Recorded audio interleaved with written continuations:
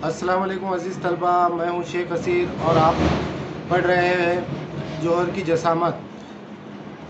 मेरे इस YouTube channel को आप सब्सक्राइब कर लें ताकि आपको आने वाली वीडियोस बर वक्त मिलती रहे।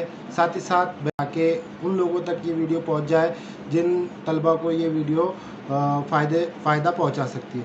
साथ ही साथ तलबा, आपको मैं बताना चाहूँगा आज के नए सबक जो कि जौहर की साख्त, इस सबक के ताल्लुक़ से मैं आपको बताना चाहूँगा। तो आइए शुरुआत करते हैं हम लोग। जौहर किसे कहा जाता है? तो सबसे पहला नज़रिया हमारा ये होता है कि भाई जौहर किसे कहा जाता है।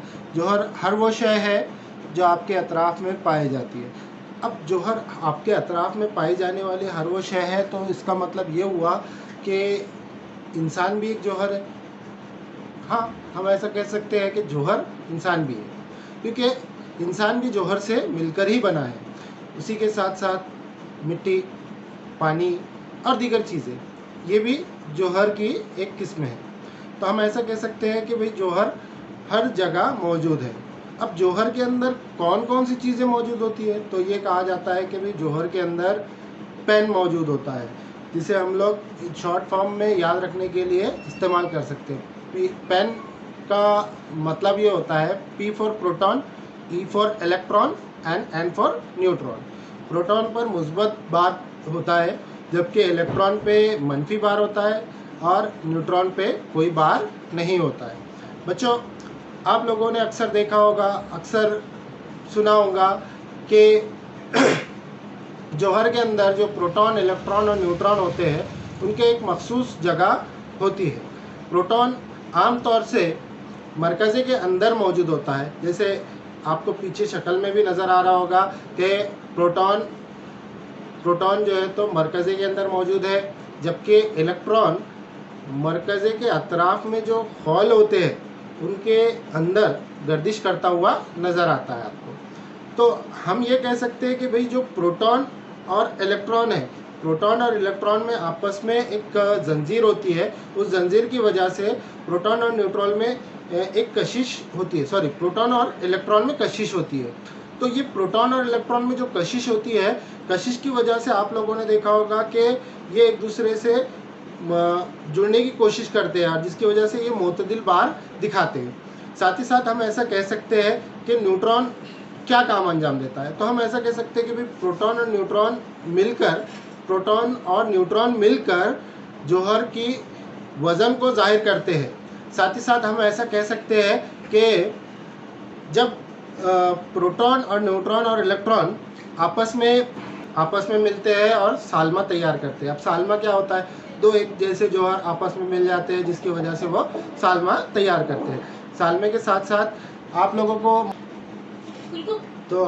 को यहाँ पर सामने नज़र आ रहा होगा कि एक खाका नज़र आ रहा होगा, जिसके अंदर आप लोग समझ सकते हैं कि पानी, ऑक्सीजन, हाइड्रोजन, अमोनिया, नाइट्रोजन, इन सब को आपको ज़ाब्ता दिया गया है, उसका नाम बताया गया है।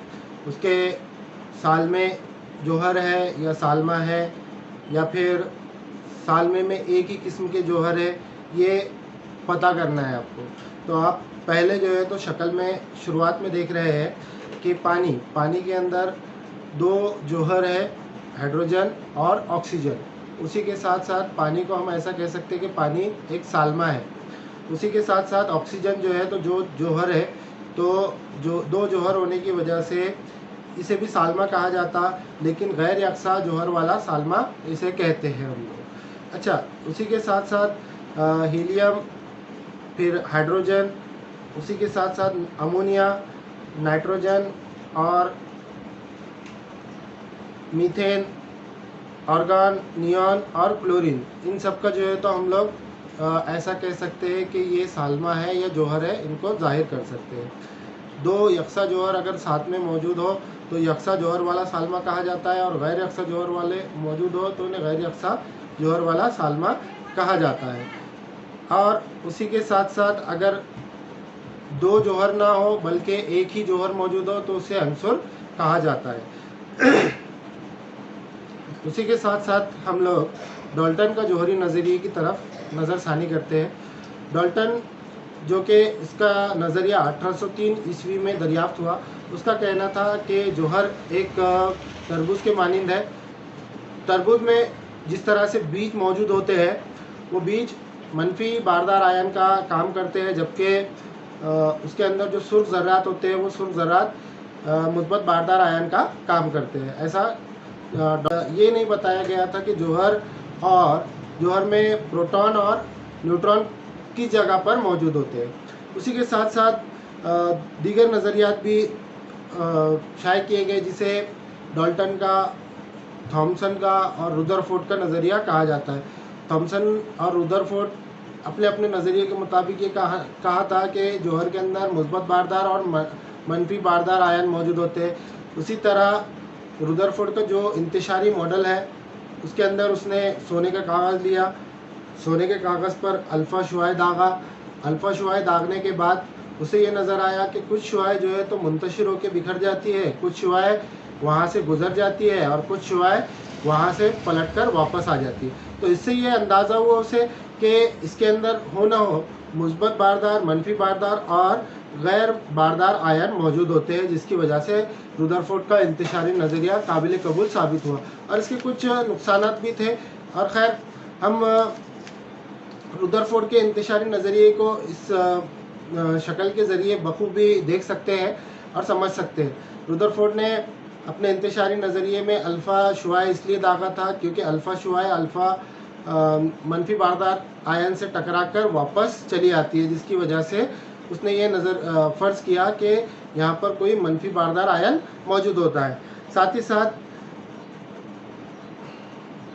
मदार में गर्दिश करते हुए नज़र आते हैं, जैसे कि आप लोगों को शक्ल में भी नज़र आ रहा होगा कि इलेक्ट्रॉन मदार में गर्दिश करते हुए नज़र आते हैं। साथ ही साथ उसका कहना था कि इलेक्ट्रॉन इनकी एक मखसूस तवानाई होती है। साथ ही साथ उसका ये भी कहना था कि इलेक्ट्रॉन अपने एक मदार से दूसरे मदार में चले जा सकते हैं जब तवानाई उनकी कम या ज़्यादा होती है तो।